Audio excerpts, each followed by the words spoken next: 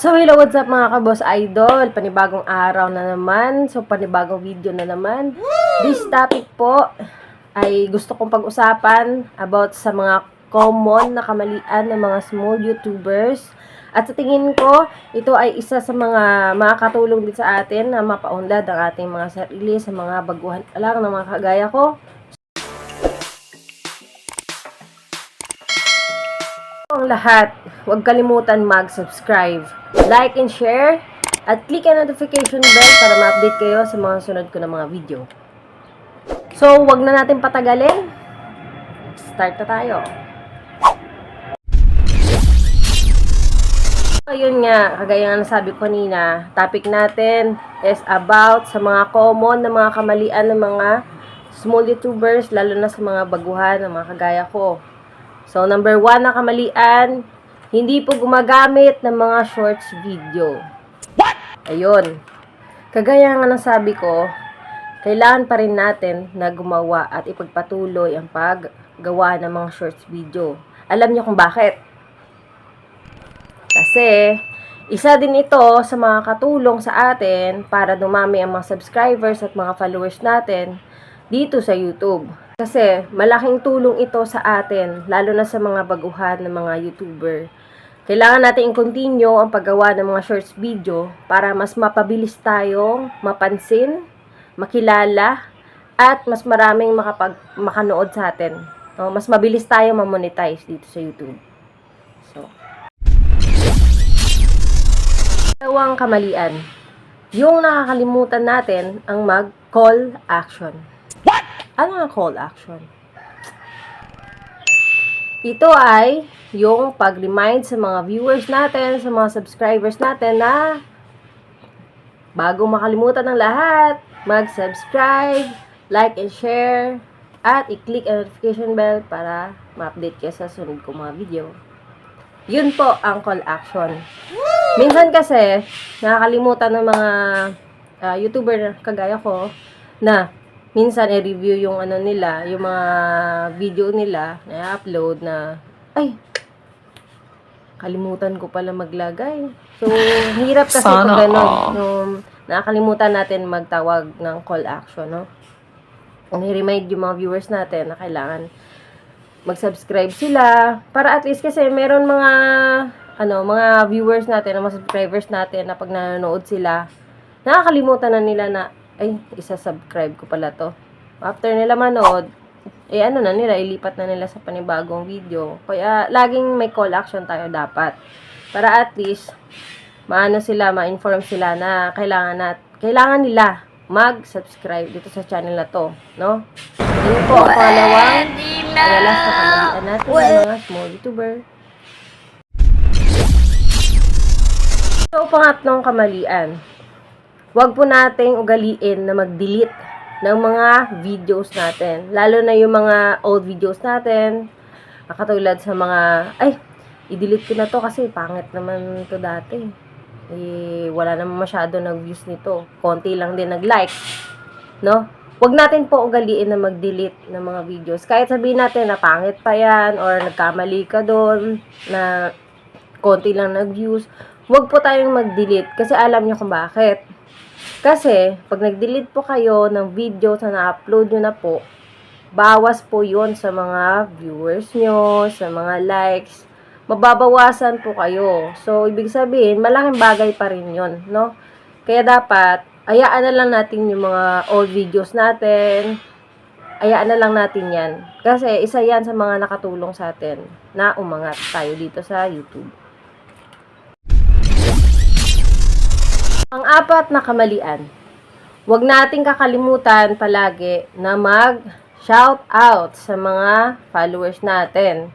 Lalong-lalo na yung mga nagko-comment na nagpapa-shoutout sa atin. So, lagi natin silang i-shout out. Para at least, parang may, alam yun, sa mga viewers natin, may balik yung pagnood nila sa atin.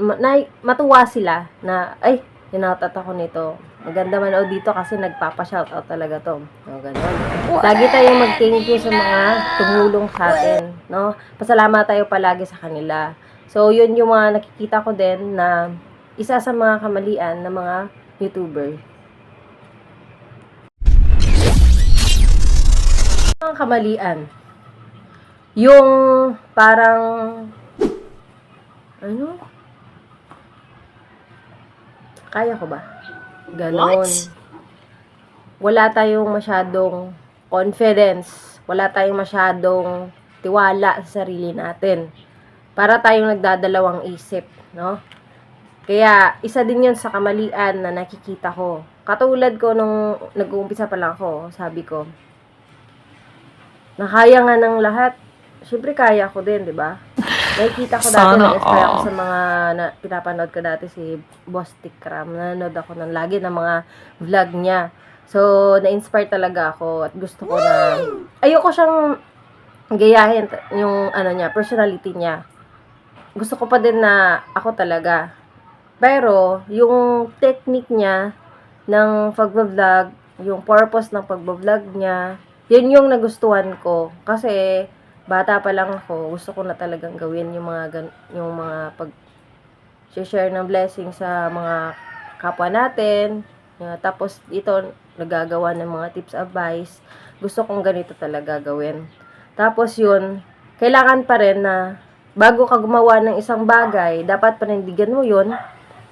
Talagang iano mo yung sarili mo na, kaya mo.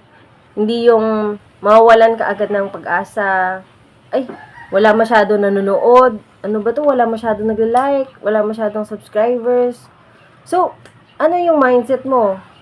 Pagka nagkaroon agad ng mga negative na part dito sa pag-video mo, pag-YouTube mo, susuko ka na agad. Hindi. Dapat push lang ng push. Upload ng mga videos para at least dadami yung mga followers, viewers mo. Paano sila manonood sa'yo, 'di ba?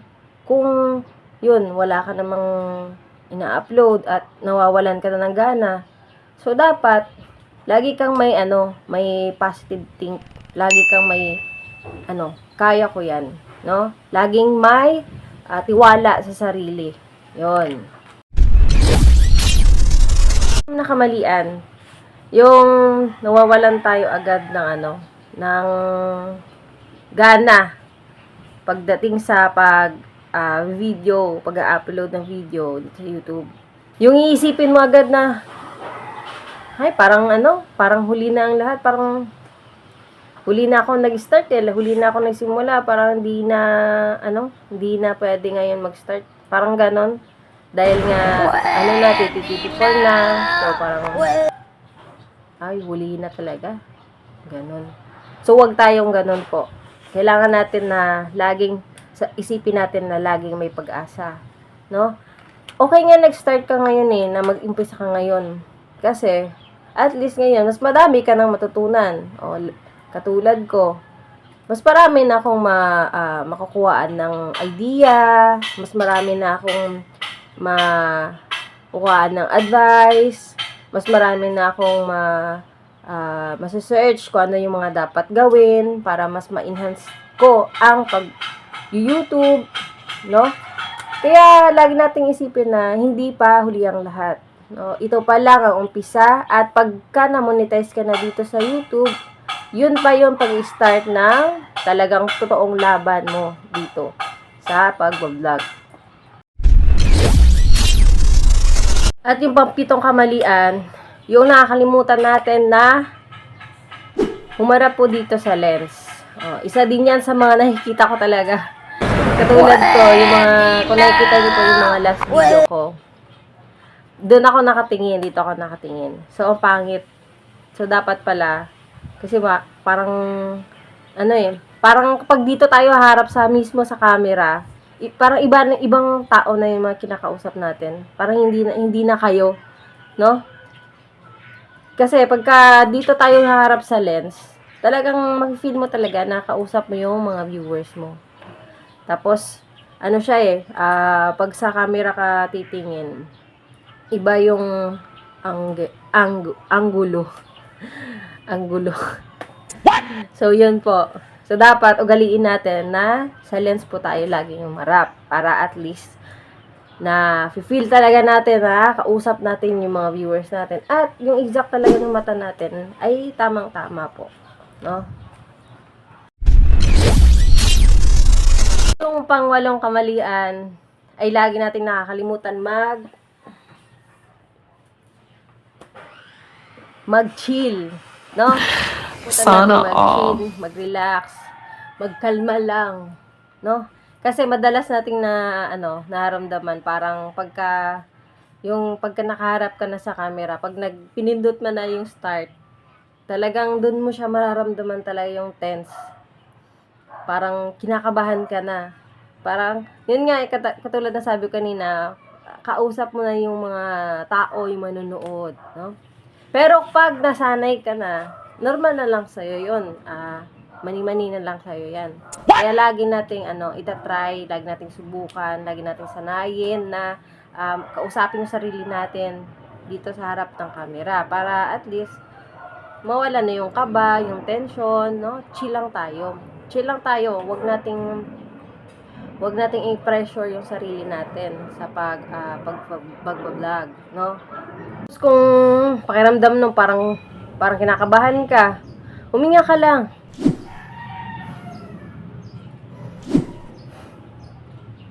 Huminga ka lang. Oh, yeah. Yan, huminga ka lang ng malalim. Ikalma mo yung sarili mo. Kasi, yung pagbablog, wala namang dapat na need i-pressure. Dapat ikalma mo lang ang sarili mo. Kasi, paano kaya mag-i-enjoy kung yung sarili mo hindi mo kinakalma, no? Pine-pressure mo sarili mo. So, dapat chill lang. Para at least focus tayo. Hindi tayo mataranta, magawa natin kung ano mga dapat natin gawin. Yun. Yung pang-siyam na kamalian ay yung pine-pressure natin yung sarili natin na sana dumami ng subscribers ko. Ano ba yan? Ang bagal. No? Parang lagi nating inaano na, ano ba yan? Kailangan sa ngayong araw, maka-10 ako, maka-5 ako, maka-20 ako. Huwag tayong ganun. Dapat lang tayo. Yun nga, kalma lang tayo. Kalma lang tayo. Darating din sa point na dadami yung mga subscribers mo. Huwag nating masyadong i-pressure yung sarili natin. Kasi pag na-pressure tayo, mas lalo tayong hindi tayo makapag-focus. Hindi tayo makapag-focus. Masyado tayong maguguluhan. Marami tayong iniisip. So, dapat, huwag nating ini-pressure yung sarili natin. Kasi, dadating din yan. No? Antayin natin. Dapat, yun, gaya nga na sa pagmamahal, dapat be patient. Yun po. Patient lang talaga ang kailangan. So, yun yung isa sa mga gusto kong i-share sa inyo na kamalian dito sa pag-vlog. At yung pang last natin na kamalian, pang 10 kamalian po, ay yung nakakalimutan natin palagi na i-double check yung mga videos bago i-upload. Kasi madalas nangyayari talaga yan. Mahirap na kasi pag na-upload mo na siya, tapos tsaka mo pa siya i-delete kasi nga may nakita ka na mali. Ay, ano ba yan? Hindi pala ako nakapag-shout out. Ay, hindi pala ako nakapag-call out sa kanila. Ay, hindi ko pala na-erase yung maling part. No, di ba? So, hassle sa oras, hassle sa effort, talaga nakakapagod ang pag-i-edit dito. So, yun, nakakalimutan natin na i-check yung video. So, dapat ugaliin natin palagi na mag-double check bago tayo mag-upload para hindi na hassle sa oras, hindi na tayo masyado abala kapag yung chine-check natin palagi. Kasi, pagka once na na-upload na natin yan, wala. Tas may nanood na viewers, sayang yung di ba? Kaya dapat lagi natin ugaliin na mag-double check sa mga video natin bago natin i-upload para at least bago pa natin, maayos pa natin kung ano yung mga dapat na ayusin doon sa video na i-upload natin. Ayan mga kabus idol, sana sa video na to ay meron kayong natutunan kahit papano. Kasi ako gusto ko din sa inyo na i-share ito kasi alam ko na mas makakatulong ito sa atin. So, sana, kahit papano, ay meron akong na i-share sa inyo na magandang idea na makatulong sa inyo po, no? At bago natin makalimutan na lahat, magtapos, gusto ko lang kayo i-remind na huwag natin kalimutan mag-subscribe, like, and share, at i-click ang notification bell para ma-update kayo sa mga sunod kong video. At huwag nyo din pong kalimutan na mag-comment po, comment below po, at maglagay ng hashtag jeanspashoutout para at least sa sunod kong video ay ma-shoutout ko po kayo. So, ayun lang po. Maraming salamat at God bless sa ating lahat.